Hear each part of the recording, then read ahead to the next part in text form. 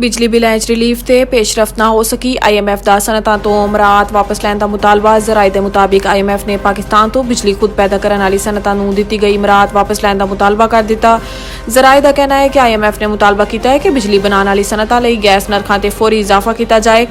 बिजली बनाने वाली सनअतां लई गैस नरखां ते इजाफा जुलाई 2023 तो नाफिज किया जाए। जराए दा दसना है कि IMF ने हुकूमत पाकिस्तान तो मुतालबा किया है कि बिजली बनाने वाली सनअतां लई रियायती टैरिफ खत्म करके नरखां विच इजाफे का प्लान फराहम किया जाए। जराए के मुताबिक IMF का यह मुतालबा भी है कि सार्फिन नूं रिलीफ देने लई पावर सैक्टर का निज़ाम दुरुस्त किया जाए।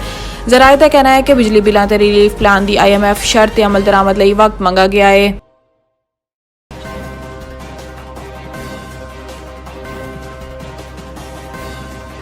PIA शदीद माली बहरान तो 2-4 फ्लाइट ऑपरेशन बंद होने का खदशा। PIA के सीनियर डायरेक्टर ने इंकशाफ किया है कि निगरान हुकूमत ने 23 अरब रुपए फौरी फराहम न किए। 15 सितंबर तक फ्लाइट ऑपरेशन बंद होने का खदशा है। इन्होंने कहा है कि कौमी एयरलाइन के कोल सिर्फ 15 दिन काबिले परवाज त्यारे 23 तो घट होकर 16 रह गए ने।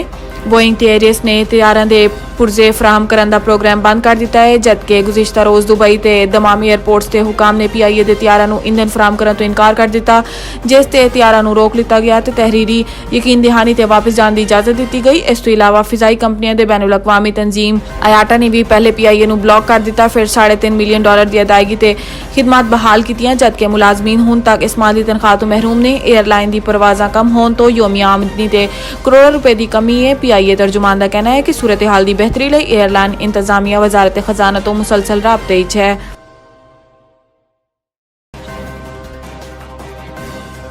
इलेक्शन तारीख का मामला। सदर तो विफाकी वजीर की मुलाकात। वजारत कानून का मौकफ भी आ गया। वजारत कानून के मुताबिक मुल्क च आम इंतखाबात के हवाले तो होने वाले इजलास चारों सूबों के निगरान वजारत कानून ने शिरकत की। तर्जुमान वजारत कानून के मुताबिक इजलास पंजाब के निगरान वजीर कानून कंवर दिलशाद, सिंध के निगरान वजीर कानून मुहम्मद उमर सोमरू, खैबर पख्तूनख्वा के निगरान वजीर कानून अरशद हुसैन शाह ते बलोचिस्तान के निगरान वजीर कानून अमानुल्लाह कंडरानी शरीक होए। तर्जुमान का दसना है कि इजलास आज़ादाना, मुनसिफाना ते शफाफ इंतखाबात यकीनी बनाने के हुकूमती अज़म नूं उजागर किया गया ते किया गया है कि आइन की शिका नूं अलग करके नहीं मजमूई तौर पर आइन की स्कीम विच वेखा जा सकता है। वजारत कानून के मुताबिक मुल्क भर एक ही रोज़ कौमी और सूबाई असम्बलियां के इंतखाबात होने चाहिए ने। साफ ते शफाफ इंतखाबात की जिम्मेदारी इलेक्शन कमीशन दी है।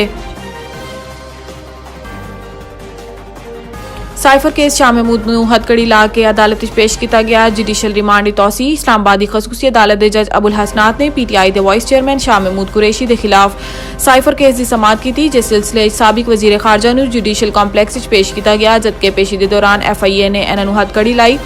अदालती अमले ने शाह महमूद कुरैशी ने कहा है कि साइफर केस हाले तक तुहाडी कल की दरखास्त जमानत मुकर्रर है। इस ते शाह महमूद ने पूछा है कि क्या मैंने जुडिशल कॉम्पलैक्स आना पेगा। ऐसे अदालती अमले ने दसिया है कि नहीं, दरखास्त जमानत है तुहानू कल जुडिशल कॉम्पलैक्स नहीं आना पेगा। जज अबुल हसनात अटक गए हुए ने।